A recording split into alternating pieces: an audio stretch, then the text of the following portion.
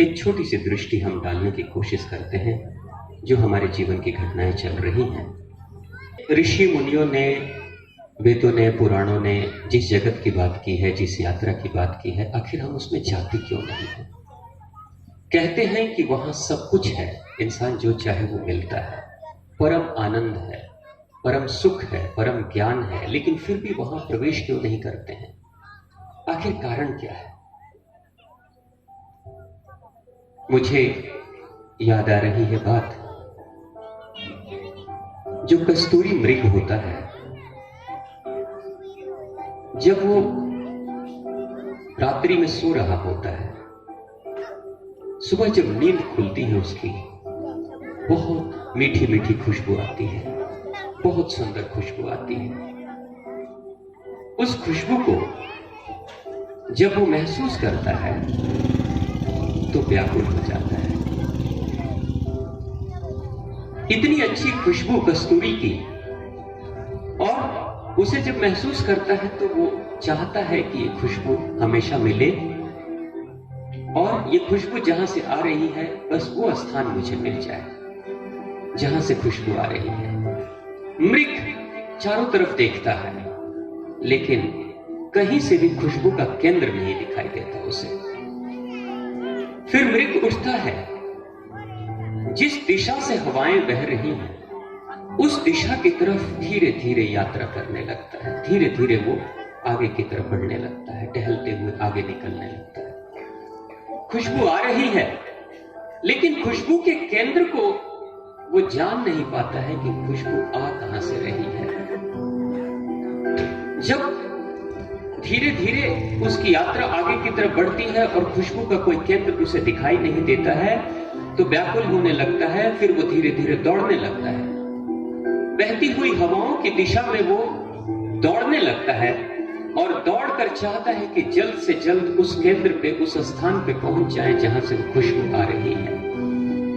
दौड़ता है, काफी देर दौड़ता है, लेकिन खुशबू किस जगह से आ रही है उसे पता नहीं चलता है। दौड़ते दौड़ते अपने स्थान से काफी दूर निकल जाता है जंगल में। लगभग सुबह का पहला पहर गुजर जाता है, धूप तेज होने लगती है, सूरज की किरणें सर पे आने लगती है, उजाला चारों तरफ फैल जाता है। जब वो भागते भागते अपने क्षेत्र से बहुत दूर निकल जाता है मृग, तो अचानक से कोई शेर, किसी बाघ की नजर उसके ऊपर पड़ जाती है, और बाघ अपने भूख मिटाने के लिए मृग के पीछे दौड़ना शुरू कर देता है। जब बाघ या शेर जब दौड़ने लगता है तो मृग जब देखता है कि पीछे से शेर उसके पीछे दौड़ रहा है, अपनी जान बचाने के लिए फिर वो भागने लगता है। जान बचाने के लिए जब वो भागता है तो अब पहले जितना दौड़ रहा था उससे ज्यादा तेजी से भागता है, क्योंकि अब जान बचाना है। फिर उसकी दृष्टि अब खुशबू पे नहीं जाती है, उस खुशबू की तलाश में वो नहीं जाता है। अब वो अपनी जान बचाने की कोशिश करने लगता है और बहुत ज्यादा तेजी से भागता है, पागलों की तरह भागता है, बेइंतहा भागता है। सुबह से दौड़ रहा था, सुख की तलाश में दौड़ रहा था, अब जान बचाने की तलाश में दौड़ रहा है। दौड़ते जा रहा है, भागते जा रहा है, और भागते भागते हालत ऐसी हो जाती है कि जंगल में बहुत दूर निकल जाता है। एक शेर जब पीछा छोड़ता है तो दूसरा शेर, दूसरा बाघ, दूसरा चीता उसके पीछे दौड़ जाता है। जब वो दौड़ रहे होते हैं, दौड़ते दौड़ते थक जाते हैं, फिर और अंदर जंगलों में जब चला जाता है, और बाद में जब देखता है पलटकर, काफी दूर दौड़ने के बाद देखता है कि पीछे कोई बाघ, शेर या चीता नहीं है, तो हांफने लगता है, थक जाता है, हांफने लगता है। और तब उसे बात याद आती है कि मैं असुरक्षित क्षेत्र में आ चुका हूं, और यहां पे बहुत सारे जंगली हिंसक पशु हैं जो मुझे मार सकते हैं। उसके बाद फिर से अपने घर की तरफ, अपने हिरणों के झुंड की तरफ वापस आने के लिए फिर से वो दौड़ना शुरू कर देता है कि मैं जल्द से जल्द सुरक्षित स्थान पर पहुंच जाऊं। यहां मैं अकेले हूं, अपने बिरादरी के साथ, अपने लोगों के साथ, अपने मित्रों के साथ रहूंगा, ज्यादा सुरक्षित रहूंगा, उनसे जल्दी मिल लूं, नहीं तो ये जंगली पशु, हिंसक पशु मुझे मार डालेंगे। तेजी से भागता है, बहुत तेजी से दौड़ता है, क्योंकि सुरक्षित स्थान पर पहुंचना चाहता है, अपने घर पे पहुंचना चाहता है। जब वो अपने घर की तरफ आने लगता है, बहुत तेजी से जब आने लगता है, और भागते भागते जैसे जैसे सूरज ढलते जाता है, पहर गुजरते जाता है, अंधकार छाने लगता है, अंधकार छा जाए, चारों तरफ अंधेरा छा जाए, उससे पहले वो चाहता है मैं अपने घर पहुंच जाऊं, अपने मित्रों के पास पहुंच जाऊं, इसलिए और तेजी से दौड़ना शुरू कर देता है। और अंत में दौड़ते दौड़ते अपने स्थान पे तो पहुंच जाता है, लेकिन शरीर चूर चूर हो जाता है थकान से। ऐसा लगता है जैसे कि अब एक भी सांस लेना मुश्किल हो जाता है, और जाकर निढाल सा पड़ जाता है, थका मांदा सा, शरीर में शक्ति नहीं है, बेहोशी की तरह बिल्कुल जाकर गिर जाता है, जमीन पर पड़ जाता है। अब धीरे धीरे सूरज के ढलने का वक्त हो चुका है, शाम आ जाती है, रात्रि चली आती है। उस अंधेरी रात में वो सोचता है कि आज तो मैं ठीक से भोजन भी नहीं कर पाया, भूखे पेट रह गया, लेकिन मैं क्या करूं? ऐसी दुविधा हो गई थी जिसके कारण से मैं कुछ खा नहीं पाया।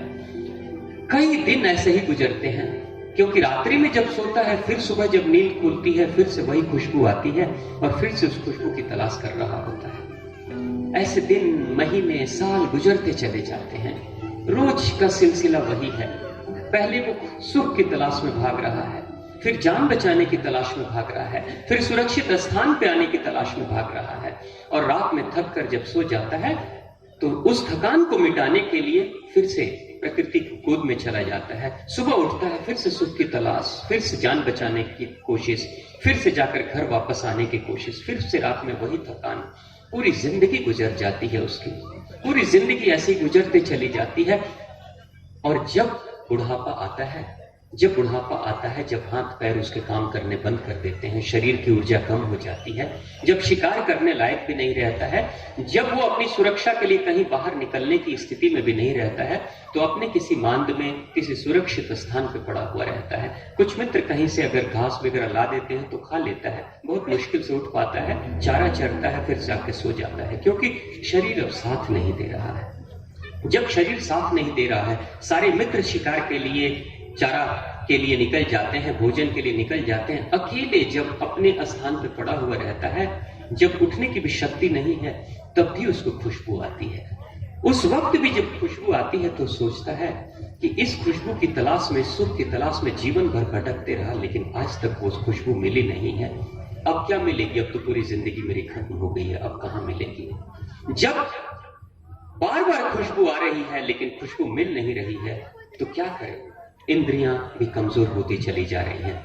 अंत में लगता है उस खुशबू को देखने, महसूस करने, समझने, बहुत गहराई में जब समझने लगता है, तब उसे पता चलता है कि अरे ये खुशबू कहीं और से नहीं, ये तो मेरे ही नाभि क्षेत्र से ये खुशबू आ रही है।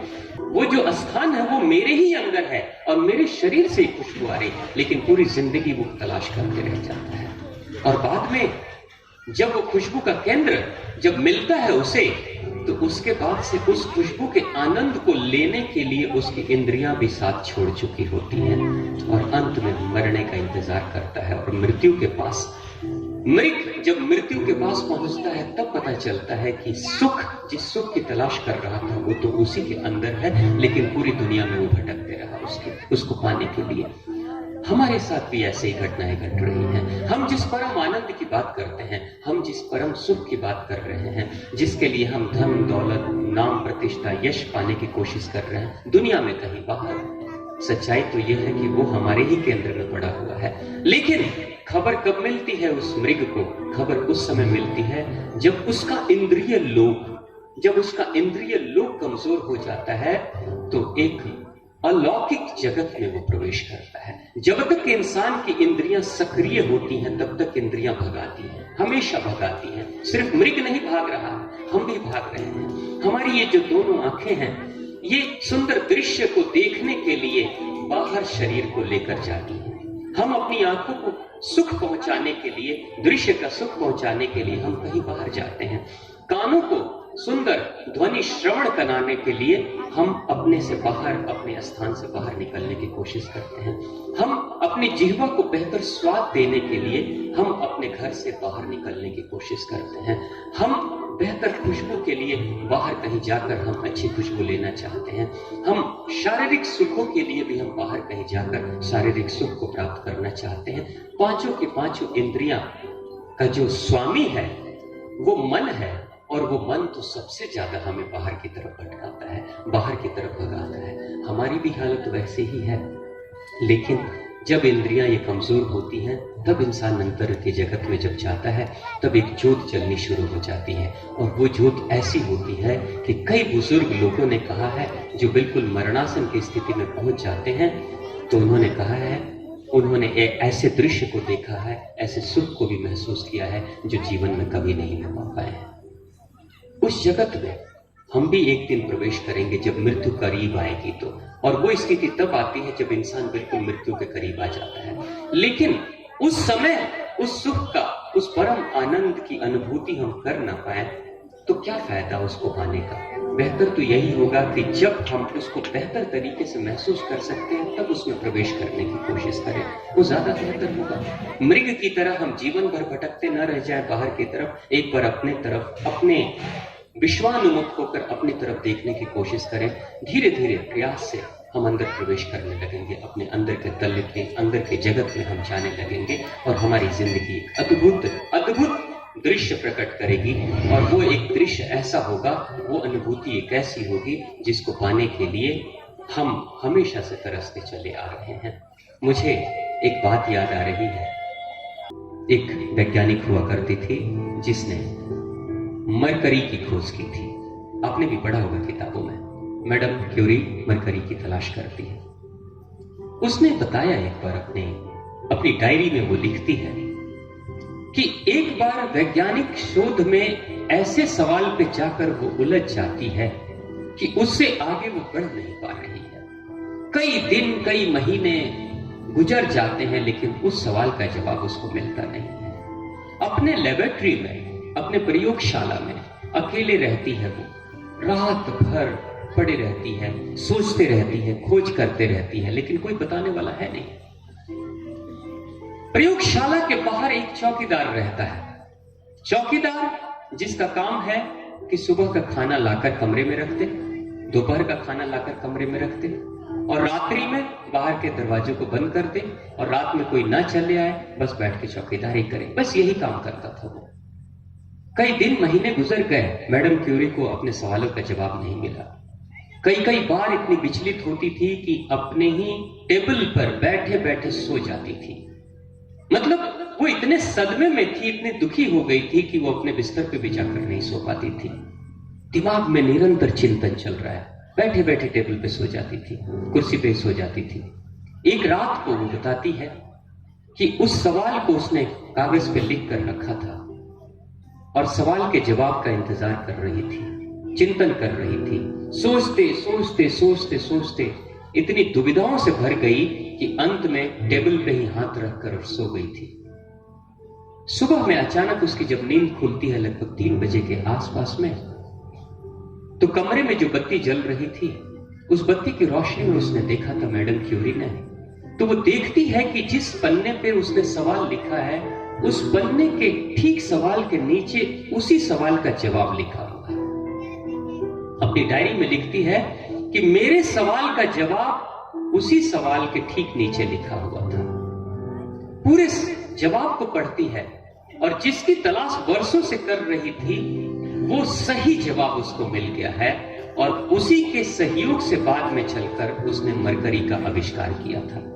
और जिसके कारण से आज दुनिया में जितने थर्मामीटर हैं, जो हम बुखार में थर्मामीटर से नापते हैं अपने तापमान को, जो अंदर चमकता हुआ पारा दिखाई देता है, वो पारा उसी मैडम क्यूरी ने बनाया था। दुनिया में इतना बड़ा योगदान उसने दिया, लेकिन एक रहस्यमय तरीके से उसको उस ज्ञान की प्राप्ति हुई थी। वो बहुत दुविधा में थी, उत्तर तो मिल चुका था, लेकिन जाती है दरवाजा, अपने दरवाजे को ठीक से देखती है, सारी खिड़कियां अंदर से बंद थी, सारे दरवाजे अंदर से बंद थे, चौकीदार बाहर था, अंदर कहीं किसी रास्ते से कोई अंदर आया नहीं था। तो जवाब किसने लिखा? जवाब किसने लिखा? बहुत दुविधा में जब उलझ कर रह गई। पहले तो जवाब पाने के लिए दुविधा में थी, अब जवाब पाकर दुविधा में चली गई कि लिखा किसने, आया कौन था इस रात्रि में। चौकीदार को बुलाती है, पूछती है कि कौन आया था इस कमरे में। वो कहता है मैडम कोई भी नहीं आया था। वो कहती है कि लगता है ये झूठ बोल रहा है, लेकिन फिर भी भरोसा नहीं हो पाता है, क्योंकि दरवाजे की कुंडियां तो सब अंदर से बंद थी और उसने खुद बंद किया था और उसने स्वयं ही खोला था। तो अंदर से जब कोई कुंडी खुली नहीं हो तो कोई बाहर से कैसे प्रवेश कर सकता है। पूरे दिन भर परेशान रही। शाम के वक्त बैठकर उस पन्ने को फिर से वो देखने लगी ध्यान से। तो बहुत ध्यान से जब देखती है तो आश्चर्य होता है उसको, क्योंकि पन्ने पे जो जवाब लिखा था उसका जो हैंड राइटिंग था वो सेम हूबहू उसी की हैंड राइटिंग थी, स्वयं उसी की हैंड राइटिंग। तब और आश्चर्य होता है कि मैंने कब लिख दिया इसको। ऐसी घटनाएं घटती हैं जीवन में। वो ज्ञान कहां से मिला? वही मां आद्यशक्ति, मां सरस्वती का ज्ञान है जो मस्तिष्क में है। सभी के अंदर मां लक्ष्मी, मां सरस्वती, मां भगवती बैठी है। जब कोई बहुत व्याकुल होकर किसी सवाल का जवाब ढूंढता है ना, जब बाहर से सारे रास्ते जब बंद हो जाते हैं तो स्वतः इंसान की चेतना अंदर प्रवेश करती है। बाहर की दुनिया में जवाब नहीं मिलता है तो अंदर के विश्व के अंदर के लोक में जवाब ढूंढने की कोशिश शुरू हो जाती है और उस समय अंदर से जवाब आता है। और जो अंदर से जवाब आता है उसी को वैज्ञानिक दृष्टिकोण से आज अवचेतन मन, सबकॉन्शियस माइंड से कहते हैं कि जवाब आता है। आपको भी आपके जीवन की सभी उलझनों का जवाब मिलेगा, लेकिन जब अंदर प्रवेश करोगे तब। तो मैडम क्यूरी के अंदर की चेतना ने बताया था कि इस सवाल का सही जवाब कहां है। क्यों और कैसे बताया? उस अंदर की चेतना के पास उस सवाल का जवाब आया कहां से? वो चेतना कौन है, कहां है?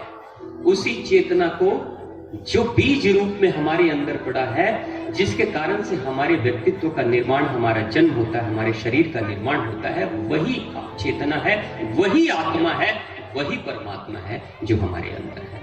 लेकिन उस आत्मा की यात्रा सिर्फ इस जन्म तक सीमित नहीं है।